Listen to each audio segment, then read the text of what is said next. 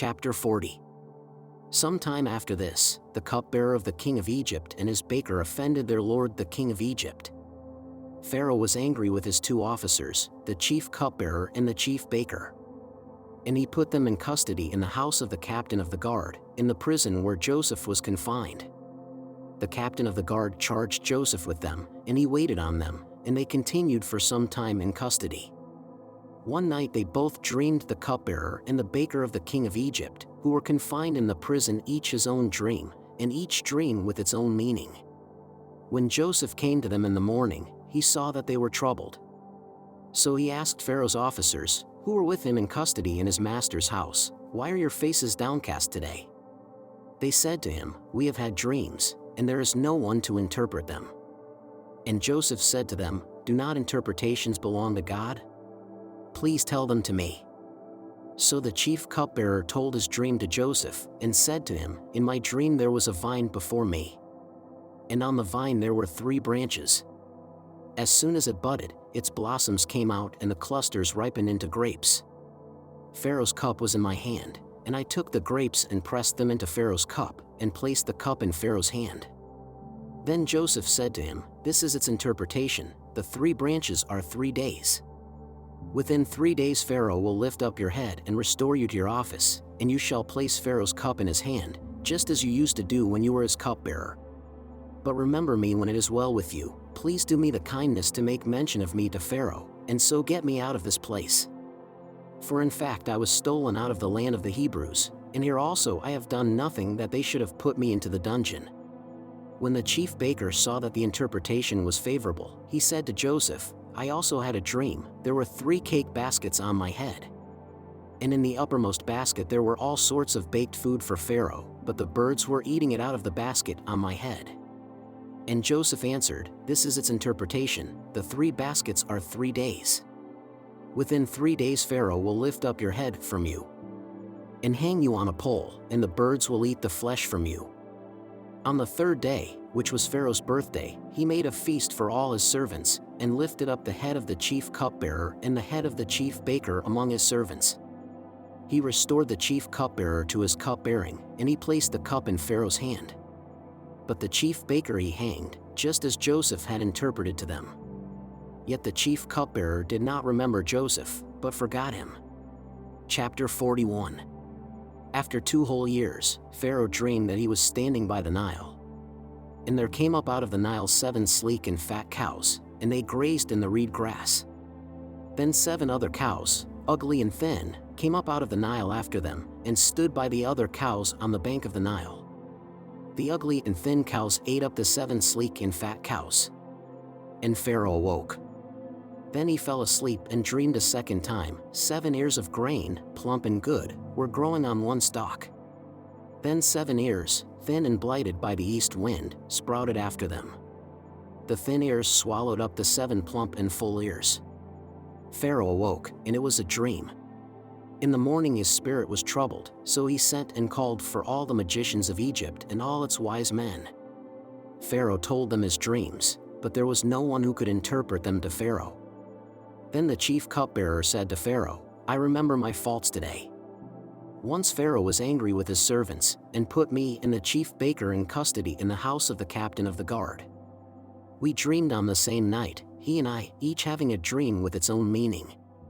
A young Hebrew was there with us, a servant of the captain of the guard. When we told him, he interpreted our dreams to us, giving an interpretation to each according to his dream. As he interpreted to us, so it turned out, I was restored to my office, and the baker was hanged." Then Pharaoh sent for Joseph, and he was hurriedly brought out of the dungeon. When he had shaved himself and changed his clothes, he came in before Pharaoh. And Pharaoh said to Joseph, "I have had a dream, and there is no one who can interpret it. I have heard it said of you that when you hear a dream you can interpret it."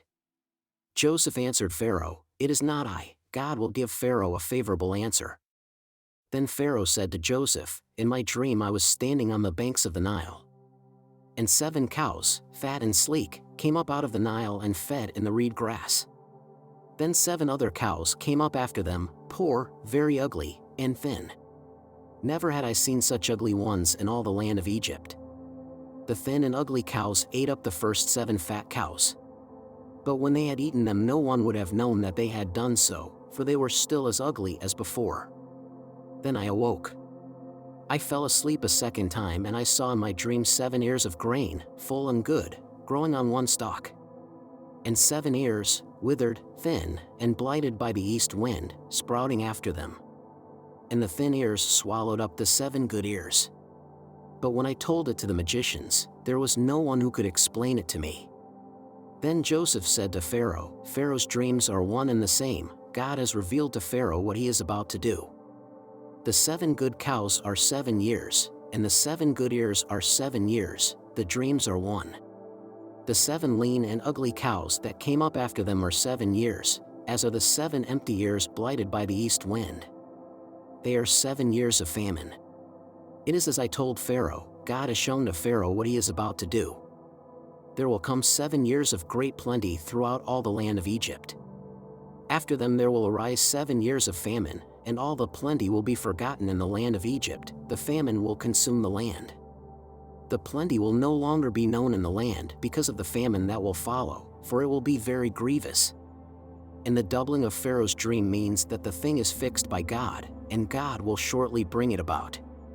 Now therefore let Pharaoh select a man who is discerning and wise, and set him over the land of Egypt.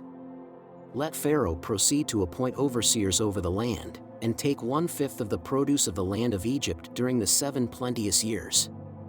Let them gather all the food of these good years that are coming, and lay up grain under the authority of Pharaoh for food in the cities, and let them keep it. That food shall be a reserve for the land against the 7 years of famine that are to befall the land of Egypt, so that the land may not perish through the famine." The proposal pleased Pharaoh and all his servants. Pharaoh said to his servants, "Can we find anyone else like this one in whom is the Spirit of God?" So Pharaoh said to Joseph, "Since God has shown you all this, there is no one so discerning and wise as you. You shall be over my house, and all my people shall order themselves as you command. Only with regard to the throne will I be greater than you."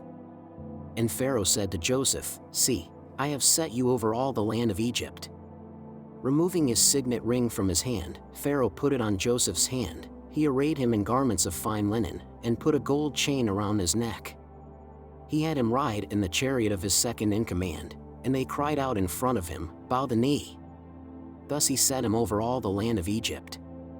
Moreover Pharaoh said to Joseph, "I am Pharaoh, and without your consent no one shall lift up hand or foot in all the land of Egypt."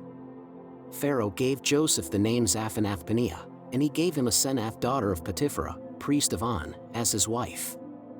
Thus Joseph gained authority over the land of Egypt. Joseph was 30 years old when he entered the service of Pharaoh king of Egypt. And Joseph went out from the presence of Pharaoh, and went through all the land of Egypt. During the 7 plenteous years the earth produced abundantly. He gathered up all the food of the 7 years when there was plenty in the land of Egypt, and stored up food in the cities. He stored up in every city the food from the fields around it. So Joseph stored up grain in such abundance, like the sand of the sea, that he stopped measuring it. It was beyond measure. Before the years of famine came, Joseph had 2 sons, whom Asenath daughter of Potipharah, priest of On, bore to him. Joseph named the firstborn Manasseh, for, he said, "God has made me forget all my hardship and all my father's house." The second he named Ephraim, for God has made me fruitful in the land of my misfortunes. The 7 years of plenty that prevailed in the land of Egypt came to an end. And the 7 years of famine began to come, just as Joseph had said. There was famine in every country, but throughout the land of Egypt there was bread. When all the land of Egypt was famished, the people cried to Pharaoh for bread. Pharaoh said to all the Egyptians, "Go to Joseph, what he says to you, do."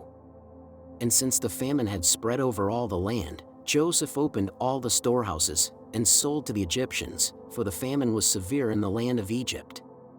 Moreover, all the world came to Joseph in Egypt to buy grain, because the famine became severe throughout the world.